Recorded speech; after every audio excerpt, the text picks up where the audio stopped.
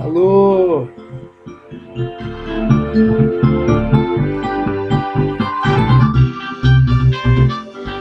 Salve, salve, minha gente amiga! Faz tanto tempo que a gente não se vê, nem aqui que eu ando procurando vocês e vocês não andam aparecendo. Mas olha só, vamos dar uma costurada no modernismo, na literatura, lembrando a vocês que o modernismo foi. Vou aumentar um pouquinho o som aqui, vamos ver se vai atrapalhar. O modernismo foi um movimento nas artes em geral, não foi só na literatura. O modernismo aconteceu nas artes plásticas, aconteceu na música, aconteceu no comportamento, aconteceu na cabeça das pessoas. Isso foi no início do século XX, nos anos 1900, alguma coisa.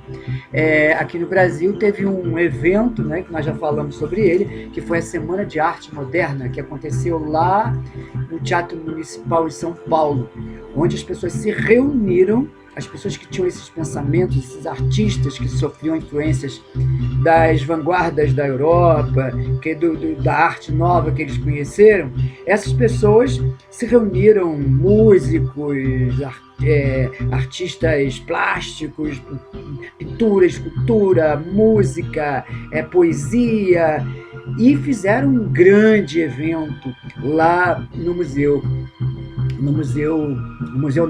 Teatro Municipal de São Paulo.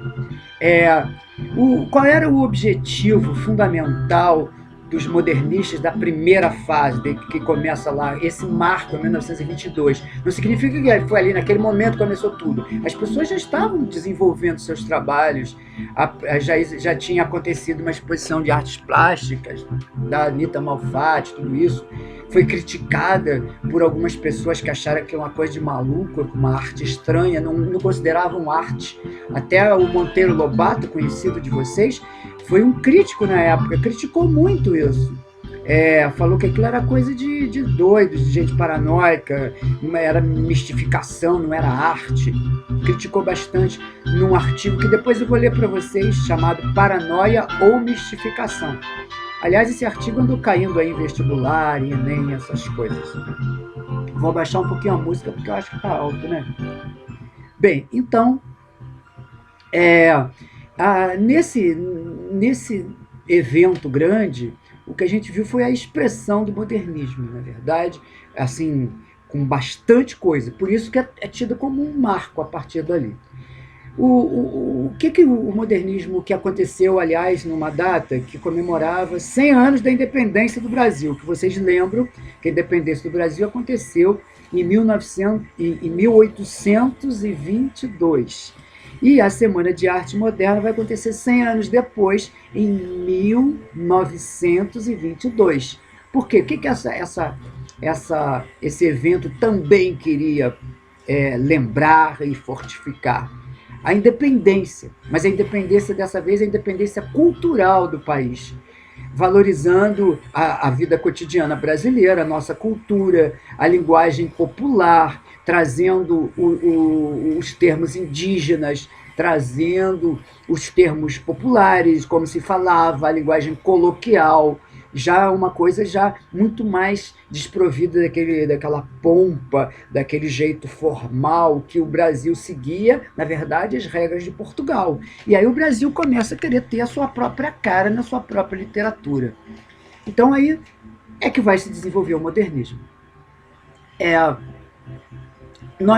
Já mandei para vocês 2 vídeos, o primeiro e o segundo vídeo, da primeira fase e da segunda fase, que eu peguei coisas que eu achei interessante na internet e tal. Tem até um cara falando da segunda fase, tem uma coisa que eu não concordo, que ele falou que a Cecília Meirelles, ele brinca que chama ela de chorona, como se ela vivesse só se lamentando, mas não é isso não. A Cecília Meirelles, ela fazia uma coisa muito mais profunda, ela trabalhava a espiritualidade profunda das pessoas, o sentido maior da vida. Ela falava sobre o que é fugaz, né, o que vai acabar rápido, fugaz, e aquilo que é perene, que dura para sempre, que é o eterno. Então ela falava sobre coisas muito profundas. Mas foi um jeito dele explicar, tudo bem, por isso que eu deixei passar esse vídeo e mostrei para vocês, porque tem coisas também interessantes. Mas voltamos à primeira parte. a primeira fase. Também essa fase, por ela ser muito revolucionária, ela também é chamada de fase heróica. Foi a mais radical no movimento com os paradigmas tradicionais, né? Ela foi radical contra aquelas regras, aquelas coisas estabelecidas. Por exemplo, os versos, todos tinham uma métrica que seguia sempre a mesma medida, 5, 7, ou 10, ou 12 sílabas métricas, que a gente já viu isso lá desde o primeiro ano. E eles acabam com isso, eles fazem versos que não tem mais rima, eles fazem versos que não tem essa métrica. Então, nós vamos falar sobre isso daqui a pouquinho. Eu vou mostrar para vocês alguns versos desses. Vou fazer um outro vídeo falando sobre isso, para não ficar muito grande esse vídeo. Na segunda fase, que vocês viram, já é uma parte de consolidação, aí é uma maturidade. Se na primeira fase havia uma rebeldia, na segunda fase já vai ter uma maturidade, continuam sendo utilizadas aquelas conquistas da primeira fase, mas agora de uma forma mais amena, mais equilibrada, mais consolidada. E aí, nesse momento, que a geração de 30 já vai se falar sobre os problemas brasileiros mesmo, do interior. Vai se analisar a questão social, as dificuldades do brasileiro do interior, como a seca, como a fome, como o abandono em que o Brasil vive, as várias facetas, as diversidades dessa nossa grande nação continental, que é o Brasil. E as disparidades e as desigualdades, isso vai ser falado, vai ser mostrado na segunda fase do modernismo, né? O Brasil conhecendo os seus problemas também, né? Não só o Brasil buscando a sua libertação, a sua independência, brigando contra o que era antigamente, o que existia antigamente, mas agora voltando a cara para o seu presente, analisando esse presente de uma forma mais crítica, tá? Então vão ter grandes escritores, que eu posso mencionar, por exemplo, o nosso amigo Graciliano Ramos, que escreveu Vidas Secas. Pelo nome vocês já percebem, né? Vidas Secas, o que era? Qual a problemática temática? Né? Uma família de retirantes nordestinos, aqueles que saem, retirantes os que se retiram em busca de uma vida melhor e mostrando todas as dificuldades deles. Falaremos sobre esse livro especificamente, Vidas Secas, também mais detalhadamente, tá? Não tem só esse, tem muitos outros nessa segunda fase. Tem o nosso amigo o Jorge Amado, falando da Bahia, também, né, o Nordeste baiano, sobre os meninos de rua da época, que chamava-se... tem um livro dele muito bom, Os Capitães de Areia. A Cecília, por outro lado, vai estar falando da questão interior, né? Do sentido maior da existência, das questões mais íntimas. Por isso que o outro chamou ela de chorona, mas não é não, a Cecília tem uma história incrível. Se ela fosse chorona, ela não teria conseguido o que ela conseguiu, uma vez que a vida dela foi tão difícil, né?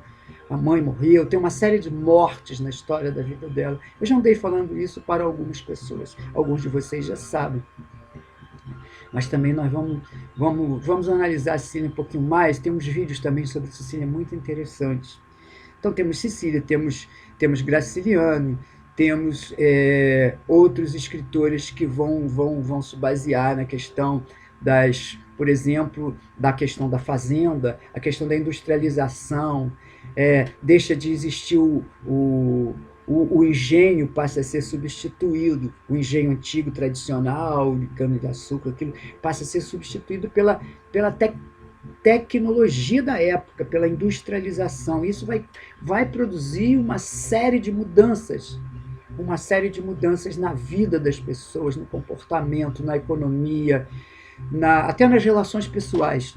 Elas vão ser influenciadas por essas coisas todas. Aí depois vem a terceira fase, que é uma fase de maior amplitude da nossa literatura.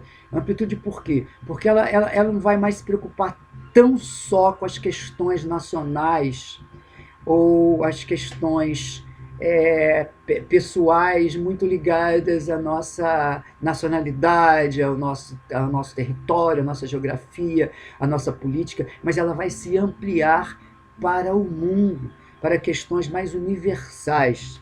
E também vai trabalhar a palavra de uma forma mais criativa, é, uma forma mais densa, mais criativa, mais cheio de invenções, a linguagem vai ser reinventada. E aí nessa reinvenção, por exemplo, nós temos um grande escritor da época, que foi o Guimarães Rosa, que escreveu um dos maiores livros da literatura brasileira, maiores no sentido de melhores, tá? Que é O Grande Sertão Veredas, que também precisamos falar um pouquinho sobre ele.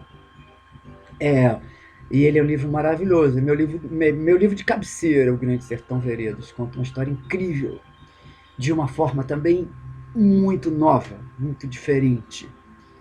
E nós temos a Clarice Lispector, que é uma escritora também que vai revolucionar, porque ela vai trazer o discurso interior, o pensamento para a literatura.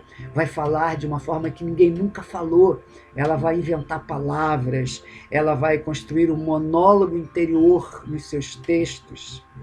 O que é um monólogo interior? Monólogo é quando é uma pessoa só falando, né? E interior, quando é ela falando com ela mesma, são os pensamentos das pessoas, né? Os pensamentos do autor, os pensamentos, os sentimentos, os medos, as aventuras interiores da pessoa. E uma coisa fundamental, uma palavra que eu vou dar para vocês, que é epifania. Epifania é quando acontece alguma coisa na sua vida que modifica completamente você a partir daquele acontecimento. Às vezes uma coisa boba, você vê uma coisa na rua, você olha, você vê o rosto de alguém, você vê um camarada, tem uma coisa que ela fala que ela vê um camarada mastigando um chiclete, e aquilo vai demandar uma série de coisas na cabeça dela, vai chamar, vai incentivar pensamentos se ligarem, e aquilo vai fazer uma mudança na vida dela a partir daquela visão que ela teve daquele cara comendo um chiclete, mastigando. Então às vezes pode ser uma coisa banal, uma coisa simples, mas vai provocar uma mudança interna, e ela vai escrever às vezes grandes páginas a partir de coisas que acontecem na vida. Isso chama-se epifania, quando algo vai além, é uma coisa simples, mas vai além dos acontecimentos, atinge um plano muito mais profundo dentro da nossa mente. Falarei mais sobre isso, mas agora já ficou longo e eu vou me despedindo de vocês para a gente depois fazer algumas atividades em relação ao modernismo. Até logo, um beijo e apareçam!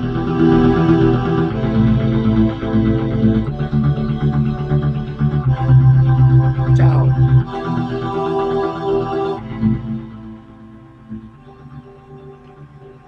Fui!